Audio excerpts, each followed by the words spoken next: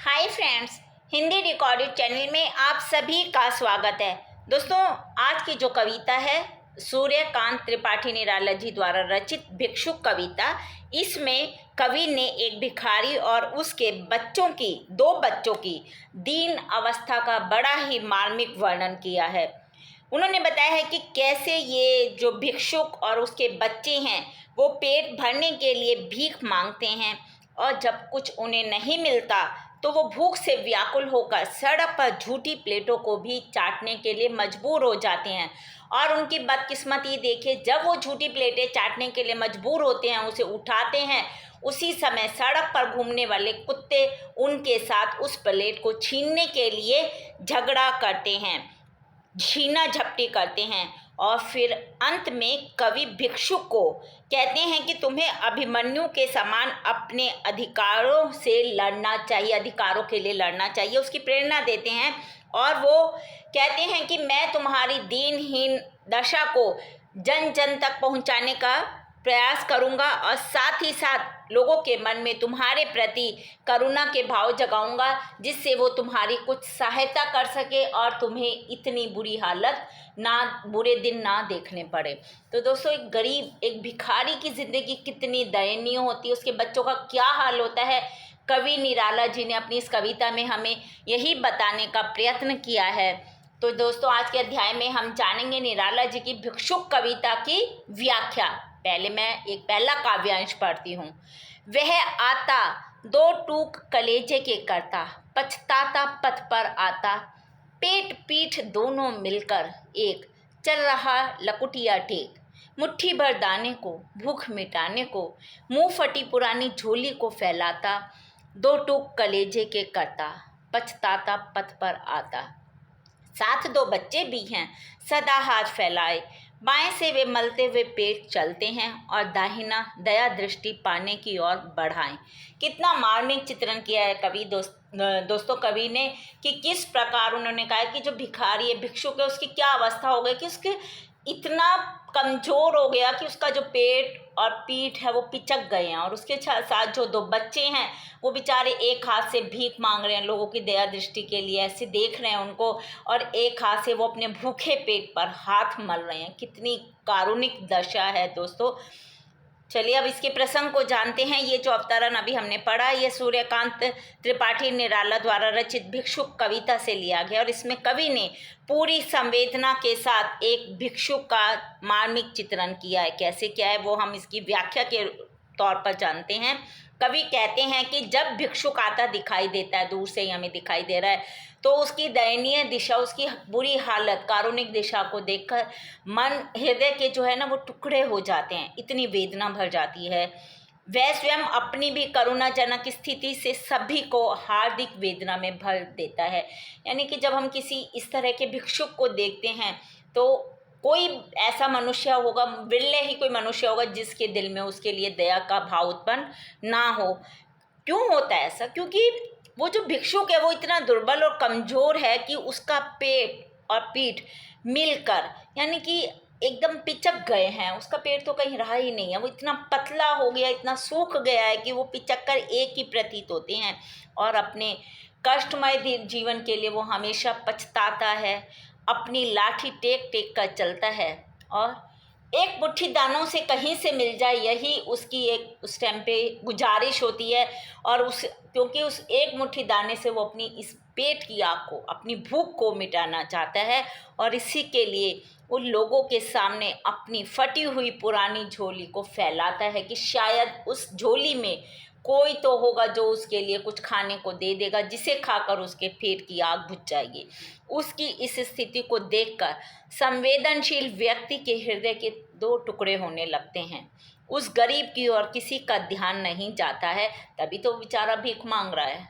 इस कारण दुख का अनुभव करते हुए अपने जीवन पर वो पछताता रहता है। वो सोचता है कि इतनी बड़ी दुनिया और मैं एक अकेला भूखा प्यासा घूम रहा हूँ।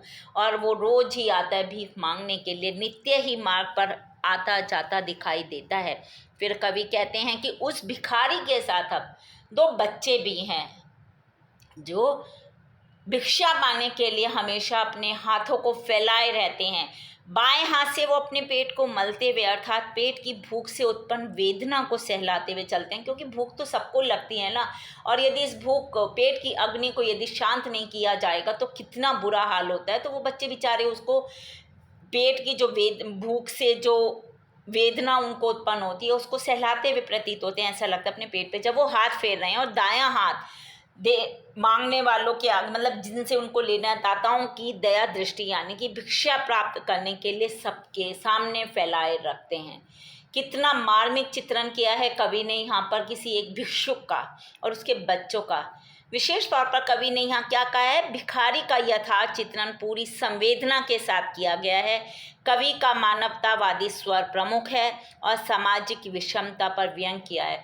इस समाज में कितनी विषमताएं हैं, कोई इतना गरीब है कि उसे खाने के लिए अन्न नहीं है, और कुछ ऐसे लोग हैं जो अन्न को बर्बाद करते हैं, अपने घरों में कूड़े में फेंक देते हैं। उस समय शायद उन्हें इन लोगों की याद नहीं आती है, फेंकना उनके लिए सही है शायद।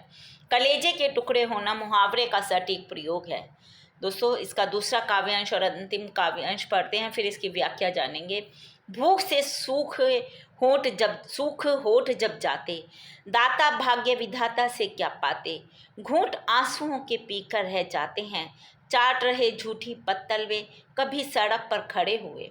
और झपट लेने को उनसे कुत्ते भी हैं अड़े हुए।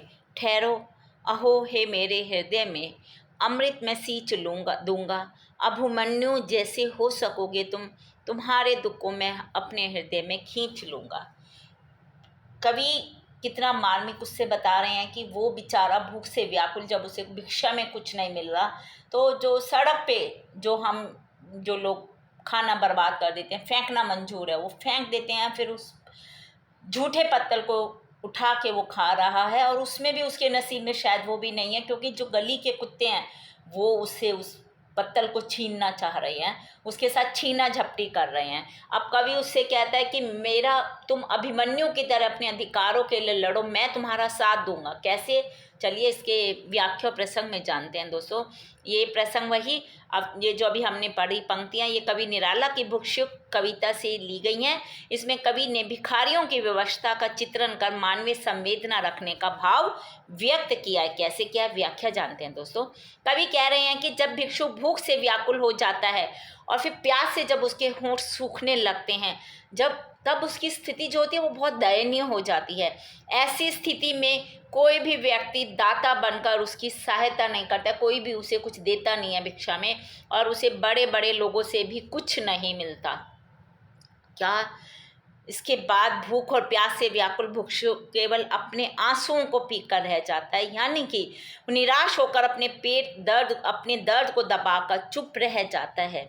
और कवि कहता है कि कभी कभी भिक्षुक सड़क पर खड़े होकर झूठी पत्तलें चाटते हुए भी दिखाई देता है, किंतु उन पत्तलों को झपट लेने के लिए कुत्ते भी अड़े रहते हैं। उस स्थिति को देखकर कवि करुणा और संवेदना से विचलित हो जाता है। बड़ी मार्मिक दृष्टि है ये जो दृश्य है बहुत ही मार्मिक है। जब हम जाते हैं ऐसा कुछ देख लेते हैं, या तो हमें उनकी तुरंत सहायता करनी चाहिए, खाने को देना चाहिए। चलो भीख में पैसे मत दो, पर कुछ खाने को तो दे सकते हैं ना। किसी की भूख तो मिटाना सबसे बड़ा पुण्य का काम है। इसलिए किसी का भी हृदय ये दृश्य देख के करुणा से भर ही जाएगा। इसलिए कवि कह रहे हैं कि मैं अपने हृदय का सारा अमृत निकाल कर उसके सूखे होठों को सरस कर दूंगा, उसके लिए कुछ करूंगा और जीवन शक्ति देकर इसकी भूख शांत कर दूंगा।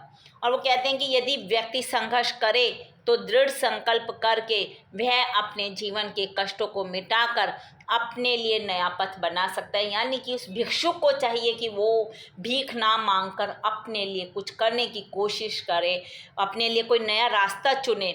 वह अभिमन्यु की भांति अकेले ही सारी बाधाओं को झेल सकता है। अंत में कवि भावुक हो जाते हैं और कहते हैं कि वह ऐसे भिक्षुकों के दुखों को खींचकर अपने हृदय में रखना चाहता है और अपने हृदय की सारी संवेदनाओं को देकर बदले में उसे सुखी और तृप्त देखना चाहता है। कोई भी संवेदनशील व्यक्ति जब ऐसा देखता है तो उसके मन में यही भावनाएं आती हैं। लेकिन भावनाएं आने से कुछ नहीं, हम यदि हर इंसान ये सोच ले कि हाँ हम एक भिक्षुक का भला करेंगे, हम इन्हें कहीं कुछ काम दिलाएंगे, कुछ भी कर सकते हैं, तो शायद किसी का भला हो जाए। विशेष जानते हैं। कवि का मानवतावादी दृष्टिकोण व्यक्त हुआ है। अभिमन्यु संघर्षरत एवं संकल्पनिष्ठ व्यक्ति के प्रतीक रूप में यहाँ पे कवि ने प्रयोग किए हैं। और आंसुओं के घूंट पीना और अमृत में सींचना जैसे भाषिक प्रयोग भाव सौंदर्य को बढ़ा रहे हैं। तो दोस्तों, आज के अध्याय में हमने सूर्यकांत त्रिपाठी निराला जी द्वारा रचित भिक्षुक कविता की प्रसंग सहित व्याख्या पर चर्चा की। हिंदी भाषा के और भी प्रमुख विषयों पर हम आगे के अध्याय में समय समय पर इसी प्रकार चर्चा करते रहेंगे। पर दोस्तों, उसको सुनने के लिए आपको मेरे इस चैनल को लाइक और सब्सक्राइब करना होगा। धन्यवाद दोस्तों, आपका दिन शुभ हो।